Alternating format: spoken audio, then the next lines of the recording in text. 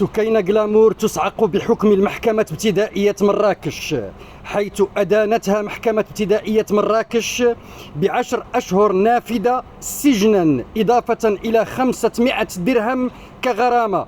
والأخطر الصاعق هو منعها من استخدام واستعمال وسائل التواصل الاجتماعي ل3 سنوات، على خلفية فيديو في إحدى اللايفات نشرته اتهمت ولوحقت به من النيابة العامة المختصة بأنها أخلت بالحياء العام، وكادت أن تغادر أرض الوطن يوم الأربعاء الماضي، حيث ضبطت واعتقلت على مستوى مطار محمد الخامس.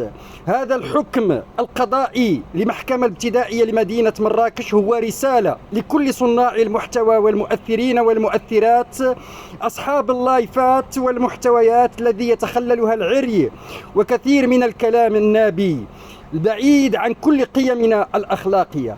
فيجب على المؤسسة القضائية وكذلك على السلطات الأمنية تشديد الرقابة على هؤلاء صناع المحتويات، لأنهم يعتبرون أخطر على المجتمع، لأن لهم أتباع بالملايين يقومون بتمرير رسائل أو تلك الممارسات، يبحثون عن المشاهدات وكذلك اللايكات والترندات، لكن يعتبر خطير حقيقة على قيم مجتمعنا المغربي وقيمنا الإسلامية.